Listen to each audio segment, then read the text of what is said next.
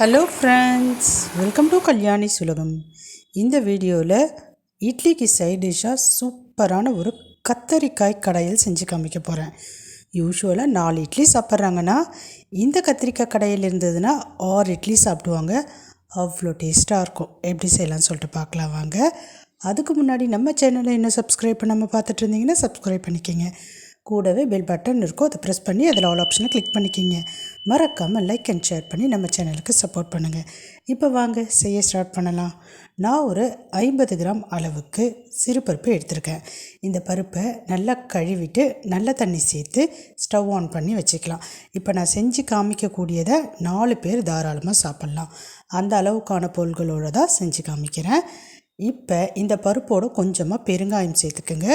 கூடவே பழுத்த தக்காளி 2, பெரிய வெங்காயம் 1, ஒரு 10 பல் பூண்டு, 2 பச்சை மிளகாய், இது எல்லாத்தையும் சேர்த்துக்கலாம்.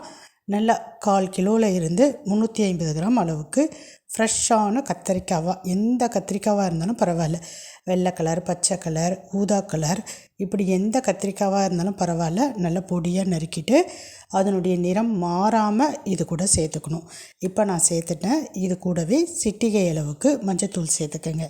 மஞ்சத்தூள் சேர்த்துட்டு ஒரு 5 நிமிஷம் ஹை ஃப்ளேமில் விட்டிங்கன்னா நல்லா பொங்கி வரும். பொங்கி வர டைம் நல்லா கரண்டி போட்டு நல்லா மிக்ஸ் பண்ணிக்கிங்க. மிக்ஸ் பண்ணிவிட்டு மறுபடியும் மீடியம் ஃப்ளேமில் ஒரு 5 நிமிஷம் அப்படியே விட்டுடுங்க. இதில் சேர்த்துருக்கிற பருப்பு, கத்தரிக்காய் இதெல்லாம் வெந்து வர்றதுக்கு கொஞ்சம் டைம் எடுத்துக்கும். பொங்காமல் இருக்கிறதுக்காக நான் மரக்கரண்டியை அதிலையே போட்டு வச்சுருக்கிறேன். இப்படி போடுறப்போ பொங்கி கீழே வழியாது. ஒரு 5 நிமிஷத்துக்கு அப்புறமேட்டு பருப்பு எல்லாமே ஒரு 50% அளவுக்கு வெந்து வந்திருக்கும். பாருங்கள், பருப்பெல்லாம் நல்லா மலர்ந்துருக்கு. ஆனால் இன்னும் கொஞ்சம் வேகணும். இந்த சமயத்தில் கொஞ்சமாக புளி சேர்த்துக்கோங்க. புளி சேர்த்து நல்லா மிக்ஸ் பண்ணிவிட்டு மறுபடியும் சிம்முக்கு மாற்றிடுங்க. சிம்முக்கு மாற்றி ஒரு 5 நிமிஷம் அப்படியே விட்டுடுங்க. நல்லா வெந்துடும். வெந்து வந்த பிறகு நான் என்ன பண்ணணும் அப்படின்றத உங்களுக்கு சொல்கிறேன். பாருங்கள், நல்லா கொதிக்குது. ஆனால் கீழே பொங்கவே பொங்காது. காரணம் நம்ம கரண்டி போட்டிருக்கோம் இல்லைங்களா, அதுதான். இப்போ பாருங்கள், தண்ணி ஃபுல்லாக பார்த்திங்கன்னா வற்றிடுச்சு. அதாவது நல்ல பருப்பு வெந்துட்டுருக்கும். அதில் சேர்த்த கத்தரிக்காயும் நல்லாவே வெந்துட்டுருக்கும். இப்போ பாருங்கள், சூப்பராக எல்லாமே வெந்தாச்சு. இப்போ நம்ம இதை கீழே இறக்கி வச்சிடலாம். குக்கரில் செஞ்சிங்கன்னா இது எல்லாத்தையும் ஒன்றா போட்டு ஒரு 4-5 விசில் விட்டுற வேண்டியது தான். ஈஸியாக இருக்கும். பட் டேஸ்ட்டுன்னு பார்த்தீங்கன்னா இந்த மாதிரி மண் பாத்திரத்தில் செய்கிறப்ப ரொம்பவே ருசியாக இருக்கும். நான் கீழே இறக்கி வச்சுட்டேன். ஆனாலும் பாருங்கள், லைட்டாக கொதிச்சிக்கிட்டே இருக்குது. இப்போ எல்லாமே நல்லா வெந்திருக்கு. இதுக்கு கடைசியாக நம்ம தாளிப்பு சேர்க்கணும். அதுக்காக ஸ்டவ்வில் கடாய் வச்சுக்கலாம். ஒரு 3 ஸ்பூன் அளவுக்கு எண்ணெய் சேர்த்துக்கலாம். எண்ணெய் சூடான பிறகு கடுகு சேர்த்து பொரிய விட்டுக்கலாம்.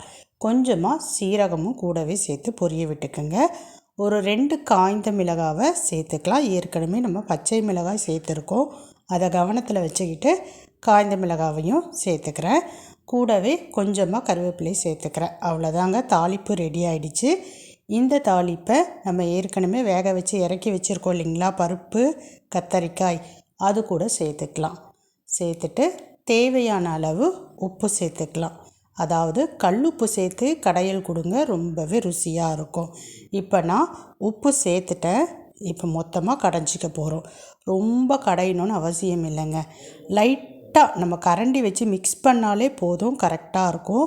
இந்த மாதிரி லைட்டாக கடைஞ்சிக்கிங்க. நம்ம இட்லியோட இந்த கத்தரிக்காய் கடையல் சேர்த்து சாப்பிட்றப்ப கொஞ்சம் பார்த்திங்கன்னா திப்பி திப்பியாக இருக்கணும். அப்படி இருக்கிறப்ப ரொம்ப ருசியாக இருக்கும். இப்போ நான் பார்த்திங்கன்னா லைட்டாக அப்படியே மசிச்சு விட்டுக்கிறேன். சூப்பராக ரெடி ஆகிடுச்சிங்க கத்திரிக்காய் கடையல். ரொம்பவே ருசியாக இருக்கும். இட்லி எப்படி இருக்கணும் அப்படின்னு சொல்லிட்டு பார்த்திங்கன்னா நல்ல சுட சுட சுட சுட இருக்கணும்.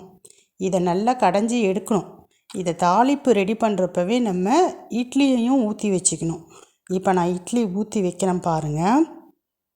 இட்லி பார்த்திங்கன்னா ஊற்றி வச்சாச்சு. இட்லி ஒரு 5 நிமிஷம் 8 நிமிஷம் ஆகும் வேகிறதுக்கு. இப்போ நான் இட்லியோட இந்த கத்திரிக்காய் கடையில் சேர்த்து காமிக்கிறேன் பாருங்கள்.